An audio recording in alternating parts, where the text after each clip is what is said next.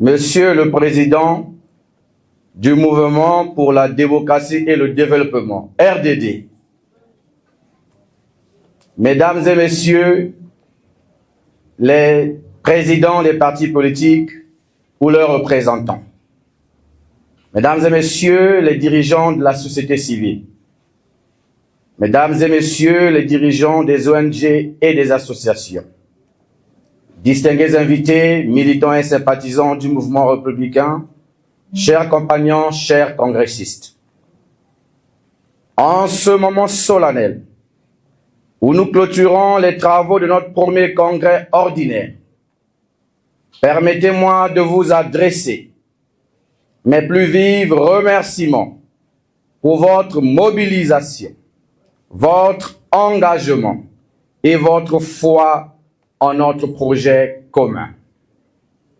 Ce premier congrès ordinaire, qui marque une étape importante dans l'histoire de notre parti politique, j'ai cité le mouvement républicain, a été un espace d'échange fructueux et débat constructif et de décisions stratégiques majeures pour l'avenir de notre parti et surtout celui de notre nation.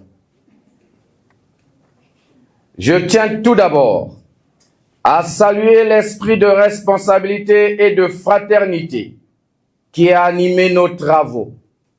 Vous avez démontré par vos interventions et vos positions que le mouvement républicain est une force politique mûre, capable d'incarner les aspirations profondes de notre peuple et de porter l'alternance démocratique dans notre nation en mars 2026.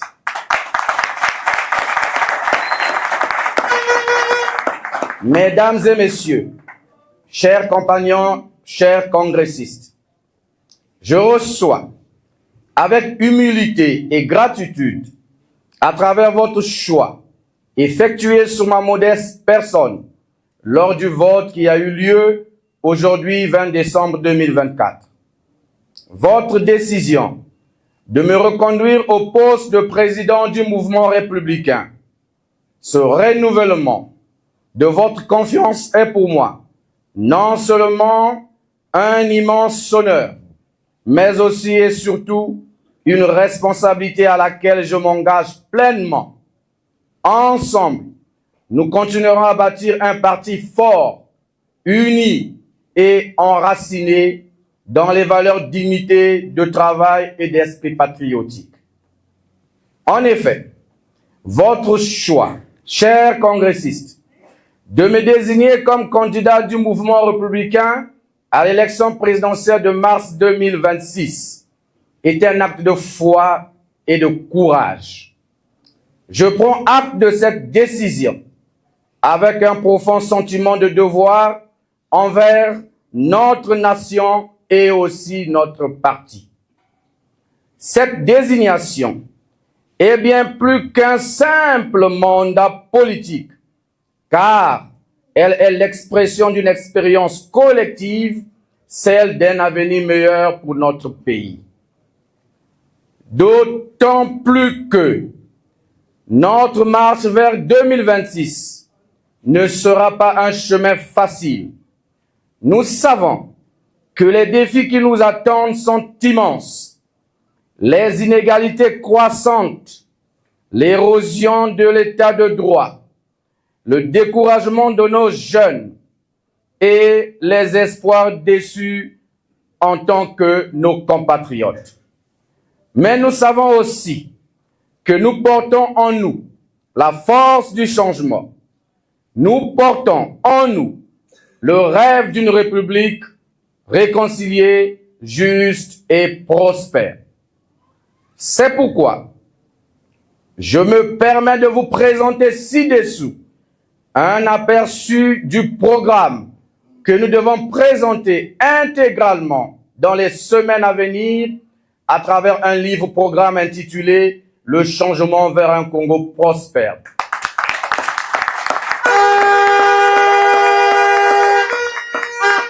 Il s'agit de sur le plan juridique, nous nous interdisons d'être le président du Conseil supérieur de la magistrature afin de permettre l'effectivité de la séparation des pouvoirs. Nous créerons un parquet financier pour traquer tous les voleurs de la République et rapatrier les fonds cachés dans les paradis fiscaux.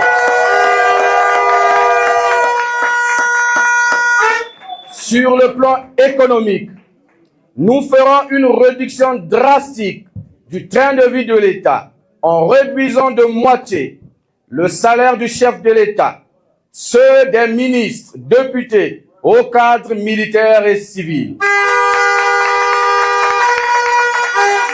Nous supprimerons plusieurs institutions, entre autres le Sénat et les conseils consultatifs nationaux. Nous créerons les conditions de sortie du franc CFA.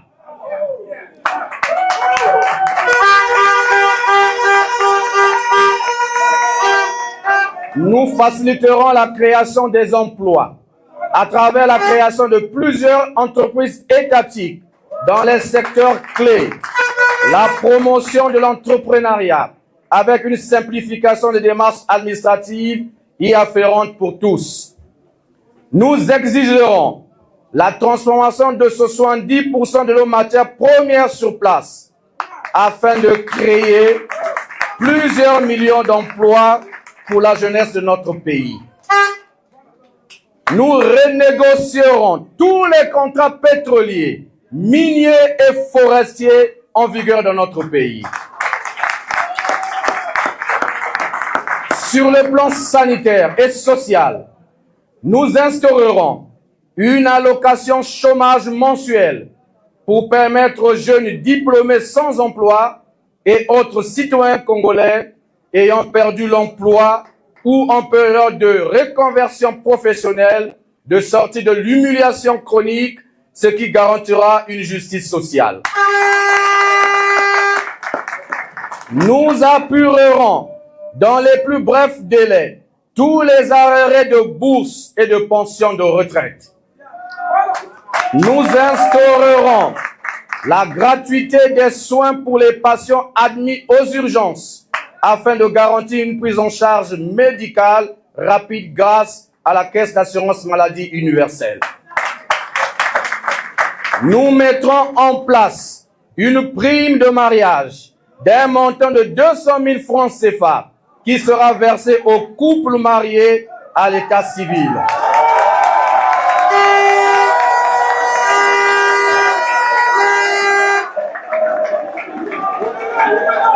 Les dépenses du beau-fils envers la belle famille.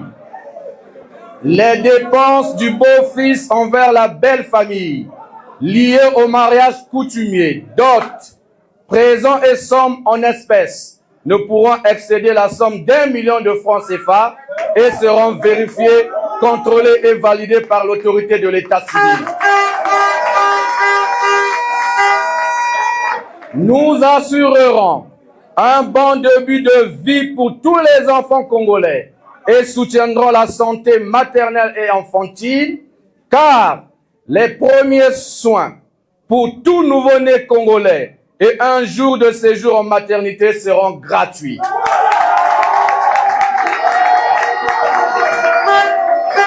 En cas d'accouchement par césarienne, les soins pour la mère et l'enfant seront gratuits jusqu'à 5 jours. Nous mettrons en place une prime de naissance d'un montant de 30 000 francs CFA pour tout enfant congolais né d'un parent congolais sans emploi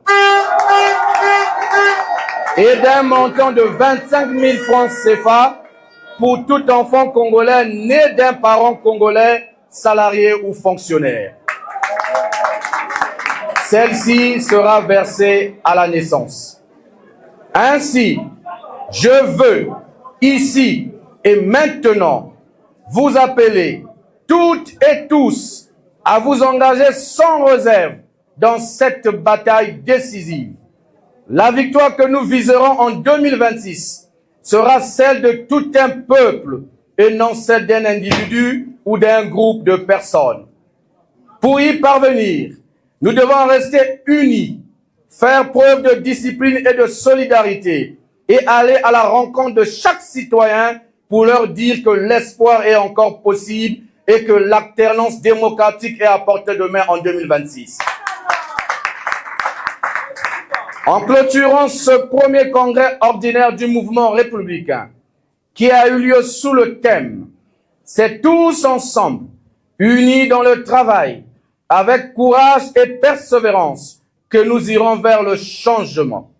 Je vous invite à transformer la ferveur de ces journées en énergie pour les combats à venir. Que chacun reparte avec la conviction que notre lutte est juste, que notre cause est noble et que notre victoire est nécessaire pour le bien de notre pays. Ensemble, nous pouvons. Ensemble, nous devons. Ensemble, nous vaincrons. Ensemble, nous apporterons un changement profond et radical dans notre pays. Vive le mouvement républicain, vive la République du Congo unie et prospère, vive le premier congrès ordinaire du mouvement républicain. Je vous remercie.